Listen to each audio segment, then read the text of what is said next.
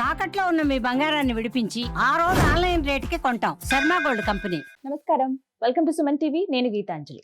శ్రీ విశ్వావసు నామ సంవత్సరంలో ద్వాదశ రాశుల్లో చివరిదైనటువంటి మీనరాశి వారి జాతక ఫలితాలు ఏ విధంగా ఉన్నాయో తెలుసుకుందాం.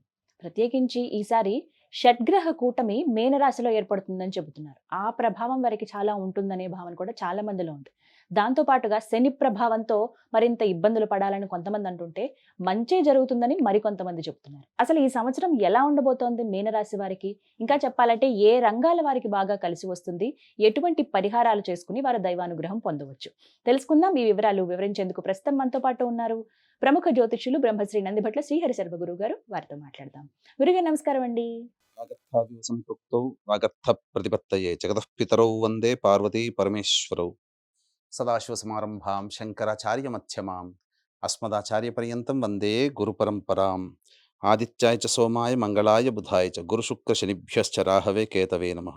శృంగేరి జగద్గురు పీఠాధిపతులకి కంచి పీఠాధిపతులకి నమస్కారములు తెలియజేసుకుంటూ కార్యక్రమాన్ని ప్రారంభిద్దాం. గురుగారు, ద్వాదశ రాశుల్లో చివరిదైనటువంటి మీన రాశి వారి జాతకం ఎలా ఉంది అసలు ఈ సంవత్సరం తెలుసుకోవాలనుకుంటున్నాం. అంటే ఇంతకు నేను చెప్పినట్టు షడ్గ్రహ ప్రభావం అనేది వీళ్ళపైన ఎక్కువగా ఉంటుంది అనే మాట కూడా విన్నామండి. ఎందుకంటే ఆ రాశిలోనే ఏర్పడుతుంది అనేది. ఎటువంటి ప్రభావాలు ఉంటాయో కూడా వివరించండి. మార్చి 30 నుంచి వచ్చే సంవత్సరం మార్చి 19వ తారీఖు వరకు ఉన్నటువంటి సమయాన్ని 3 టైమ్ జోన్స్ లాగా డివైడ్ చేసుకుంటే ఒక్కొక్క టైం జోన్లో ఏ విధంగా ఉండబోతుందనే విషయాన్ని క్లుప్తంగా తెలియచేసుకునే ప్రయత్నం చేద్దాం. ముందుగా ఈ యొక్క మీనరాశిలో జన్మించినటువంటి వారికి ఆదాయం 5, వ్యయం 5, రాజ్యపూజ్యం 3, అవమానం 1.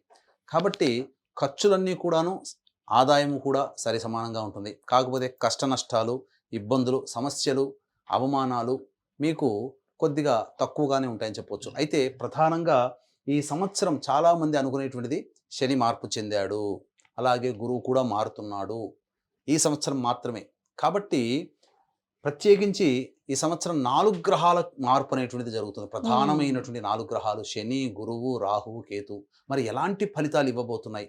టైప్ 1 టైంలో జోన్లో కనుక చూసుకున్నట్లయితే మార్చి 30 నుంచి మే 14వ తారీఖు వరకు వృషభ రాశిలో సంచారం, గురువు మీనరాశి వారికి తృతీయ రాశి సంచార ప్రభావం అనుకూలంగా ఉండేటువంటి సమయం. అలాగే సహాయ సహకారాలు కూడా ఇతరుల ద్వారా పొందడం ద్వారా మీకున్నటువంటి పనులను పూర్తి చేసుకుంటారు. ఇక మే 14 నుంచి సెప్టెంబర్ ఈ సంబంధించినటువంటి తదనంతరం మిథున రాశిలోకి మే 14వ తారీఖు తర్వాత ప్రవేశం చేస్తాడు. అంతేకాకుండా మార్చి 29వ తారీఖు రోజున మీనరాశిలోకి శని సంచారం చేస్తూ జూలై 12వ తారీఖు వరకు మీనరాశిలోనే స్థితి పొంది ఉంటాడు. కాబట్టి ఈ యొక్క జన్మశని ప్రభావం కూడా ఈ మీనరాశి వారికి ఏర్పడుతున్నటువంటి కారణం చేత ప్రధానంగా మే 14 వరకు గురువు అనుకూలం, తదనంతరం గురువు కూడా అనుకూలంగా ఉండడు, అలాగే శని సంపూర్ణంగా అనుకూలంగా ఉండడు. ఈ కారణం చేత చికాకుల సమస్యలు ఉంటాయి. కాకపోతే గురు ప్రభావం వలన విద్యార్థులకి మాత్రము కొంతవరకు మంచి జరిగేటువంటి అవకాశం గోచరమవుతుంది. కాబట్టి జాగ్రత్తలు పాటించండి. సమయం అనుకూలంగా లేదు. ఇక టైప్ 2 జోన్లో కనుక చూసుకున్నట్లయితే మే 14 నుంచి సెప్టెంబర్ 27 వరకు మిథున రాశిలో సంచారం చేస్తుంటాడు. కాబట్టి ఈ మే 14 నుంచి 27వ తారీఖు సెప్టెంబర్ వరకు కూడా గురువు అనుకూలంగా లేదు. కాబట్టి చికాకులు, ఇంటా బయట సమస్యలు పెరుగుతాయి, అందులో సందేహం లేదు. అలాగే ఇక చూసుకున్నట్లయితే ఈ శని భగవాన్ల వారు జూలై 13 నుంచి అక్టోబర్ 9వ తారీఖు వరకు మీనరాశిలోనే వక్రీకరించి ఇటు జన్మశని, ఇటు వ్యయశని ప్రభావాన్ని కలగచేస్తున్నాడు. కాబట్టి మీనరాశి వారే శని ప్రభావం నుంచి ఎటూ తప్పించుకోలేరు ఇంకా 2.5 సంవత్సరాల వరకు అని తెలియచేయడం జరుగుతుంది. ఇక అక్టోబర్ 10వ తారీఖు తర్వాత కుంభరాశిలో వక్రీకరించి ఉంటాడు. అనగా వ్యయశని ప్రభావం, అసలు ప్రభావం ప్రారంభమవుతుంది. కాబట్టి ఏమవుతుంది? టైప్ 2 జోన్లో సెప్టెంబర్ 27 వరకు, మే 14 నుంచి సెప్టెంబర్ 27 వరకు అనుకూలంగా లేదు. ఈ కారణం. అలాగే ఈ సంవత్సరం మొత్తం కూడా శని అనుకూలంగా లేడు, గురువు కూడా అనుకూలంగా లేని కారణం చేత సెప్టెంబర్ 27 వరకు, మే 14 నుంచి సెప్టెంబర్ 27 వరకు జాగ్రత్తలు పాటించండి. ప్రధానమైన నిర్ణయాలు తీసుకోకండి. ఈ మే 14 నుంచి సెప్టెంబర్ 27 లోపల స్థాన మార్పు, ఉద్యోగ మార్పు, వ్యాపార మార్పు, వృత్తిలో నిలకడలేకపోవడము, అంతేకాకుండా ప్రధానముగా స్థల మార్పు కూడా సూచించబడుతుంది. కాబట్టి అన్నిటికీ సిద్ధంగా ఉండే ప్రయత్నం చేసుకోండి. టైప్ 2 జోన్లో సెప్టెంబర్ 28 నుంచి నవంబర్ 12 వరకు కర్కాటక రాశిలో సంచారం చేస్తుంటాడు. అలాగే నవంబర్ 12 నుంచి కర్కాటక రాశిలో వక్రీకరించి డిసెంబర్ 26 వరకు ఉంటాడు. అంటే సెప్టెంబర్ 28వ తారీఖు నుంచి డిసెంబర్ 26వ తారీఖు వరకు గురుడు కర్కాటక రాశిలో సంచారం చేస్తూ సంపూర్ణమైనటువంటి అనుకూలత ఇస్తున్నాడు. కాబట్టి ఇదొక్కటే ఈ 2026 సంవత్సరం మార్చి 19వ తారీఖు వరకు, అనగా 2025 మార్చి 30 నుంచి 2026 మార్చి 19వ తారీఖు మధ్యకాలంలో ఏది బాగుంటుంది ఈ విశ్వావసునామ సంవత్సరంలో అంటే సెప్టెంబర్ 28 నుంచి డిసెంబర్ 26 వరకు, అలాగే మార్చి 30, ఈ సంవత్సరం మార్చి 30 నుంచి మే 13 వరకు ఉన్న సమయం గురుడు సంపూర్ణంగా అనుకూలంగా ఉంటాడు. కాబట్టి ఏవైనా కానీ ధనపరమైనటువంటి సమస్యలు ఏవైతే ఉంటాయో అవన్నీ యోగిస్తాయి ఈ చెప్పినటువంటి సమయంలో. కానీ మే 14 నుంచి సెప్టెంబర్ 27వ తారీఖు వరకు మాత్రం అనుకూలంగా లేని కారణం చేత ధనపరమైనటువంటి నష్టములతో పాటుగా కింది స్థాయి ఉద్యోగస్తులతో ఇబ్బందికర పరిస్థితులు అనేటువంటి ఎదుర్కొంటారు. కాబట్టి జాగ్రత్తలు పాటించండి. డబ్బులు అప్పుగా ఎవరికి ఇవ్వకండి. అలాగే వ్యాపార విస్తరణ, ఉద్యోగ మార్పు ఇటువంటి సమయాలు అనుకూలంగా ఉండవు కాబట్టి జాగ్రత్తలు పాటించండి. ఇక టైప్ 3 జోన్లో కనుక చూసుకుంటే యాస్టీస్గా ఈ సంవత్సరం మొత్తం కూడా శని భగవాన్ల వారు మళ్ళీ ఏలినాటి శని ప్రభావంలోనే ఉంటారు. ఇక డిసెంబర్ 27 నుంచి మార్చి 14వ తారీఖు వరకు ఏం జరగబోతుంది?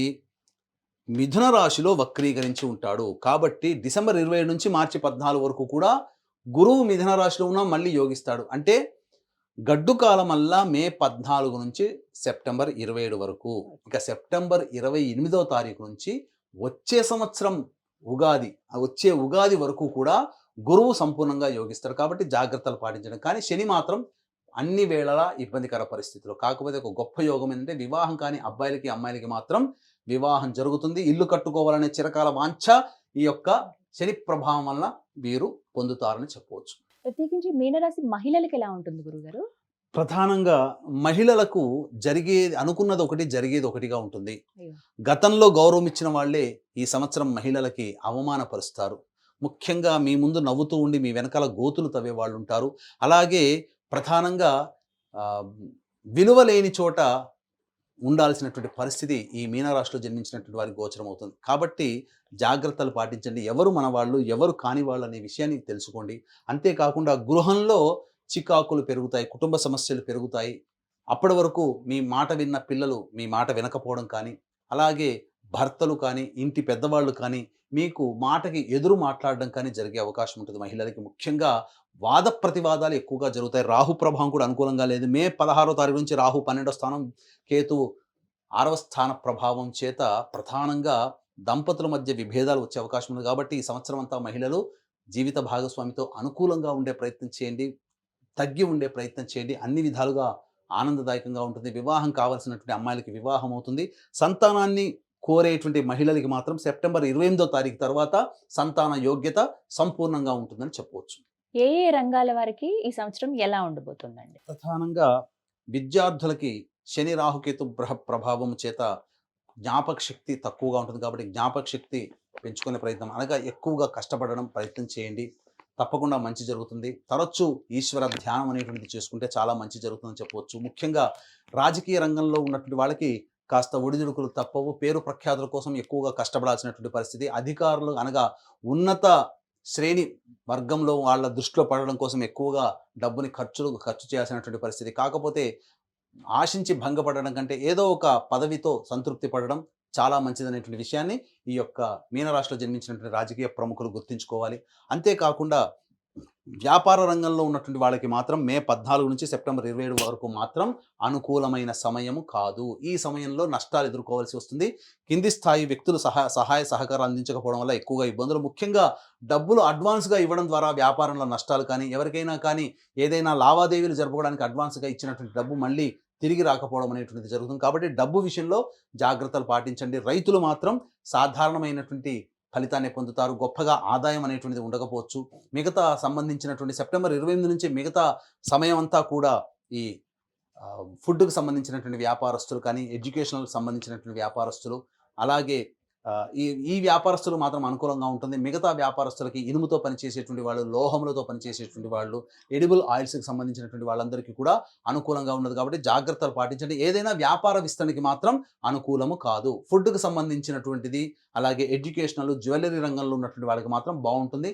ముఖ్యంగా బొటిక్ మరియు బ్యూటీ పార్లర్, అలాగే రెడీమేడ్ గార్మెంట్స్, సౌందర్య ఉత్పత్తి సాధనాలు, అలాగే ఈ బ్యాంగిల్ స్టోర్స్ నడుపుకునేటువంటి మహిళలకు మాత్రం చాలా అద్భుతంగా ఉంటుంది. మంచి ఫలితాలు పొందుతారని చెప్పవచ్చు. వృత్తుల్లో రాణిస్తారు, కాకపోతే కష్టంలో ఎక్కువగా పడాల్సి వస్తుంది. ఈ సంవత్సరం అంతా ఎదుటి వాళ్ళని అంతగా గుడ్డిగా నమ్మి వ్యాపారంలో పెట్టుబడులు పెట్టడం కానీ, వ్యాపారం ప్రారంభించడం కానీ, వ్యాపార విస్తరణ కానీ చేయకుండా ఉండడమే మేలు. ఉన్నదాంతో సంతృప్తి పడే ప్రయత్నం మీనరాశి వారు చేస్తే ఆనందదాయకంగా ఉంటుందని చెప్పవచ్చు. మరి గురుగారు, ఈ విశ్వావసునామ సంవత్సరంలో మీనరాశి వారు దైవానుగ్రహం పొందాలి అంటే గనక, అలాగే శని అనుగ్రహం పొందాలంటే గనక ఎటువంటి పరిహారాలు చేసుకోవాలండి? అవకాశం కుదిరినప్పుడల్లా నవగ్రహాల చుట్టూ శివాయ నమః అంటూ 27 ప్రదక్షిణలు చేసి శనికి తైలాభిషేకం చేసుకుంటుంటే చాలా మంచిది.